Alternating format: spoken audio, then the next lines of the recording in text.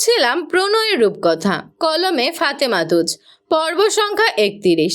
একটা ছোট বিষয় কুহুকে তাড়া করে বেড়ালো। দীপ্র ভাই এভাবে পাটকেল মারবে তা ও যদি বুঝতো, তবে ভুলেও মেসেজটি করতো না। ও ঠোঁট কামলে রাতের খাবার তৈরিতে মা চাচিদের সাহায্য করছে। তবে ওর মুখের ভঙ্গিমা খেয়াল করেছেন জেবা। তিনি খুন্তি নাড়তে নাড়তে বললেন, কী রে কুহু, মুখটা অমন করেছিস কেন? ববিদার আবিদা নজর ফেরালেন। কুহু মুখটা ঠিক করে বলল, এমনি বড় মা। মনে হচ্ছে কাকে যেন গালিগালাজ করছিস? মনে মনে কুহু বলল, করছিই তো, কিন্তু মুখে বলল, আমি তো গালি দেই না। তাই নাকি রে? কোথা থেকে ছুটে এসে বলল আয়ানা। এই হলো আরেক বিপদ। কুহু চোখের দৃষ্টি সরু রাখলো। গালি দিতে শুনেছ আয়ানা আপু? খোঁজ রাখিনি, তবে এখন থেকে রাখবো, দেখবো গালি দিস কিনা। রেখো। যদিও দুজনের কথার টোন স্বাভাবিক, তবে আবিদা দ্বন্দ্বটি বুঝতে পেরেছেন। তিনি বললেন, খাবার রেডি হয়ে গেছে, দুজনে গিয়ে সবাইকে ডেকে আনো। যেই না পা বাড়াতে যাচ্ছিল, অমনি আয়ানা বলে উঠল, আমি দীপ্র দাদা ভাইকে ডাকতে গেলাম। ওর অমন তাড়াহুড়া আগ্রহ রান্নাঘরে থাকা সবাইকেই ভাবিয়ে তুলল। ববিতা আর জেবা একে অপরের মুখের দিক চেয়েছেন। আবিদা দুই যাকে চোরা চোখে দেখে বললেন, দীপ্রর পাগল। ছোটবেলায় কুহু যেমন করত, এখন আয়ানা তেমন করে। কথা কাটালেন তিনি। তবে কথা কি কাটল না, বিষয়টা বাকি দুই নারীকে ভাবিয়ে তুলল। কিছু সময় পর সকলে খাবার খেতে চলে এলো। আজ এসেছেন দাদি জানো, তাকে নিয়ে এসেছে দীপ্র। এর পেছনে বিশেষ কারণ আছে অবশ্য। সবাই যখন খাওয়া শুরু করবে, ঠিক তখনই দীপ্র বলল, আমি একটা কথা ভেবেছি। মোটামুটি সবাই চাইলো দীপ্রর দিকে। দীপ্র তাকালো ওর দিকে। কুহু চোখের ইশারায় বোঝালো, বলে দেন। ওদের এই ইশারা আয়ানা দেখলো। দাঁত কিরমির করে তাকালো। কুহু যখন দৃষ্টি ফেরালো, তখন ওর সাথে চোখাচোখি হলো, তবে পাত্তা দিল না ও। দীপ্র সবাইকে একবার দেখে নিয়ে তাকালো রাত্রির দিকে।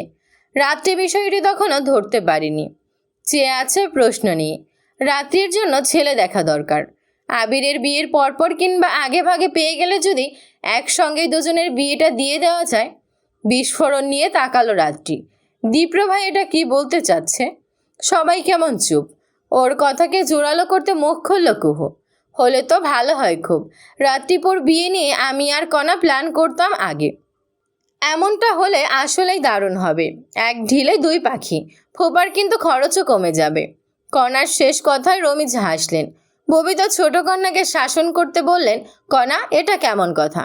আমি তো এমনি বললাম মা। ভাবি, ওকে বকা দেবেন না, ও ছোট মানুষ, মজা করে বলেছে। তাছাড়া বিষয়টা কিন্তু ভালো। জানেন তো আমি একটু কৃপণ টাইপের। যদি একসাথেই আয়োজন করতে চাও, তবে আমি কিন্তু আমার বিয়ের জন্য 1 টাকাও খরচ করব না। সবটা তোমার দিতে হবে। কৃপণগিরি কমাও বাবা। ছেলের কথায় রমিজ হাসলেন। বললেন, সে দেখা যাবে। আমাদের যা কিছু আছে সব তো তোমাদের 2 ভাই বোনেরই। রমিজের কথাটা শুনে কুহু একটু মন খারাপ হলো। মনে পড়ল বাবাকে। বাবা থাকলে তিনিও হয়তো এভাবেই বলতেন, আমাদের যা কিছু আছে তা তো তোমাদের 2 বোনেরই। আমি কিছু বলতে চাই, শোনো সবাই। বৃদ্ধার কথায় সবাই থামলো, দৃষ্টি ফেরালো। বিয়ে হলো আলাদা রহমতের বিষয়। রাত্রির বয়স তো হয়েছেই, তাই ওর বিষয়ে ভাবা দরকার। আর 2 ভাই বোনের একসাথে হয়ে গেলে আমাদের দুঃখ কিন্তু কমই হবে। এক মেয়ে বিদায় নিয়ে আরেক মেয়েকে ঘরে আনা হবে। এটা হবে বেশ ভালো হয়। তোমরা খোঁজ করো। এত সময় পর রাত্রি মুখ খুলল। বলল, বাহ, ভালোই তো নানি যান। আমাকে বিদায় করার জন্য খুব তাড়া দেখাচ্ছ। দেখো মেয়ের কাহিনী। মেয়ে মানুষ কি সারা জীবন বাপের ঘরে থাকে? থাকে তো না। কেন দাদিজান? দীপ্র দাদাভাই আর কুহুপুর বিয়ে হলে তো কুহুপু সবসময় এখানেই থাকতো।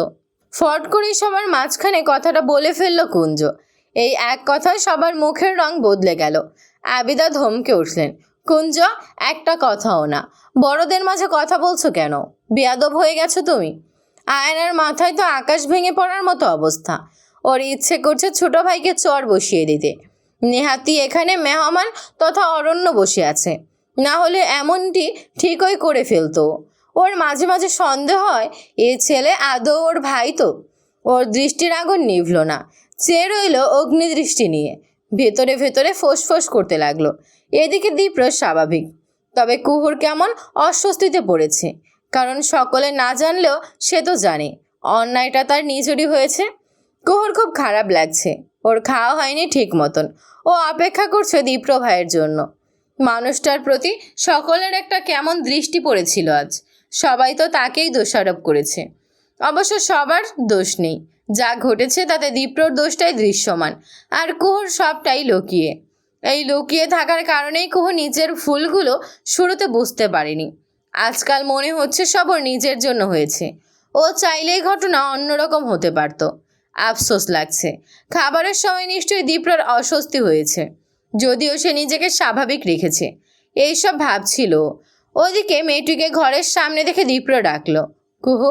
চাইল কুহু পুরো দৃষ্টি দিয়ে। দীপ্র চোয়াল ভরা চাপদারি পেটানোর শরীর, চোখে মুখে মাঝে মাঝে বেশ কঠিন ভাব থাকলেও বেশিরভাগ সময় দৃষ্টি থাকে শীতল। কিরে, ধ্যান ফিরে ওর। ও চায়। বলে, কিছু বলবি? হ্যাঁ। আচ্ছা, ভেতরে এসে বল। বলে রুমে প্রবেশ করলো দীপ্র। ওর পেছন পেছন রুমে প্রবেশ করলো কুহু। এই রুমটায় আলাদা একটা ঘ্রাণ পাওয়া যায়, দীপ্রর শরীরের ঘ্রাণ। প্রতিটা মানুষেরই আলাদা একটা ঘ্রাণ আছে। ছোটবেলায় দীপ্রর শরীরের ঘ্রাণ কুহুর খুব পছন্দ ছিল। না দেখেই মানুষটার আগমন ধরতে পারত, কিন্তু আজকাল পারে না। আগের মতন টানে না। এই দূরত্ব হারিয়ে যাওয়া দীর্ঘদিনের তৈরি। ওর দৃষ্টিখানা নামানো। কি যেন বলবি? একটা অস্বস্তি কুহুর গলা চেপে ধরলো।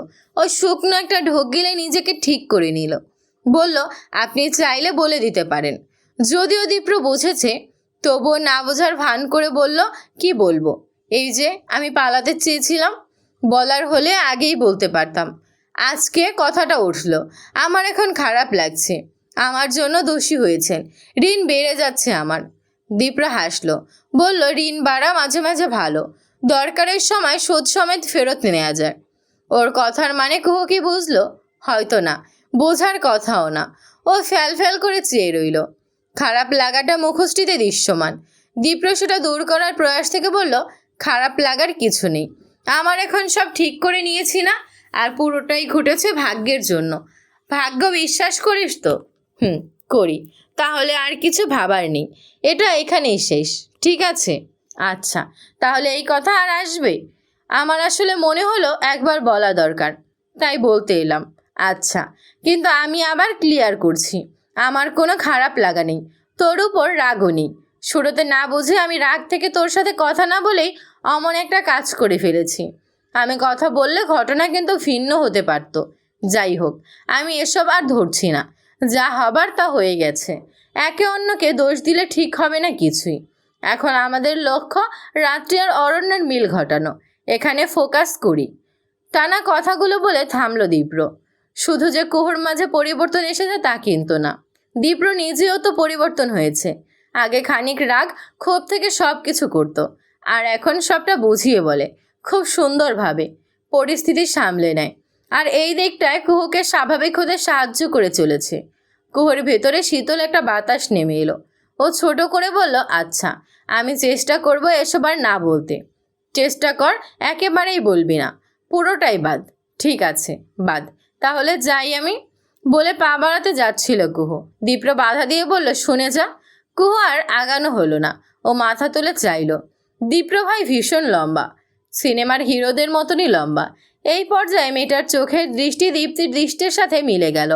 দীপ্র চোখ দুটো স্থির রেখে বলল, কুহু, তুই কিন্তু এখনো আমার আদরেই আছিস, সব থেকে আদরের।